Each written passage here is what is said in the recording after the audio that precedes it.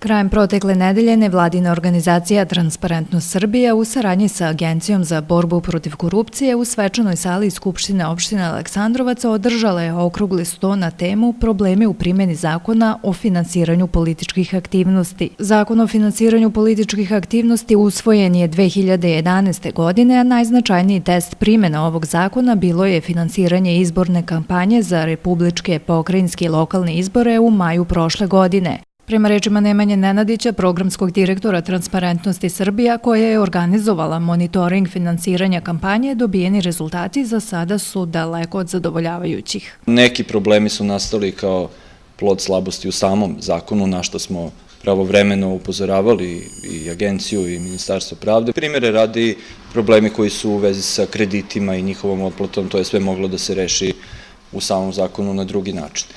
U praksi je primetno da je novi zakon doneo nešto veće prijavljivanje rashoda nego što je to bilo ranije, međutim nije suštinski obezbedio punu javnost podataka, jer deo podataka o izvorima prihoda se još uvek ne zna ili se ne vidi iz podnetih izveštaja, a deo prihoda u samim izveštajima nije prikazan onako kako je trebalo, pa zbog toga građani nemaju pune podatke. Mislim da je od ključnog značaja za primjenu ovog zakona da Agencija što pre uradi temeljnu kontrolu tačnosti izveštaja, gde se može videti između ostalog da postoji neki neprijavljeni rashodi, naročito za prevoz učesnika velikih mitinga, da postoji neki neprijavljeni medijski rashodi, da je bilo dosta situacija gde se troškovi jedne kampanje prikazuju u okviru troškova neke druge kampanje, takođe naravno puno nekih formalnih nedostataka i drugih prekršaja. Govoreći o problemima koji su uočeni kao tipični kada su u pitanju lokalne samouprave, Nenadić kaže: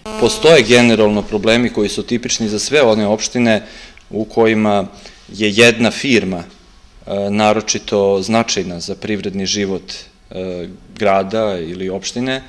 Dakle, da u takvim situacijama čak i političko opredeljenje birača često zavisi od toga kakvo je političko opredeljenje rukovodilaca ili vlasnika firme. Dakle, to je nešto što se javlja širom Srbije, naročito izraženo recimo u Boru, ali kažem i po drugim mestima.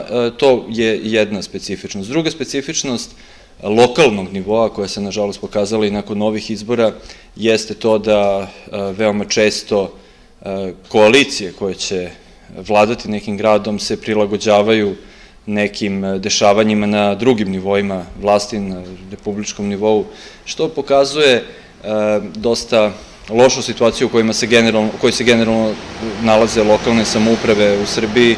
Aleksandrovac je jedna od 10 opština u kojima će Transparentnost Srbija održati i pomenuti okrugli sto ovog meseca sa namerom da kroz diskusiju sa predstavnicima političkih stranaka, medija, nevladinih organizacija i relevantnih institucija razmotri ključne probleme u primjeni zakona o finansiranju političkih aktivnosti kako na nivou Republike, tako i na lokalu. Diskusije sa ovih okruglih stolova poslužit će Transparentnosti Srbija kao osnova za predlog zakona i državnih mera koji će biti sačinjeni tokom narednih godinu dana, a koji će doprineti transparentnosti finansiranja političkih stranaka i otklanjanju svih nedoumica koje proizilaze iz nedovoljno jasno formulisanih zakonskih rešenja.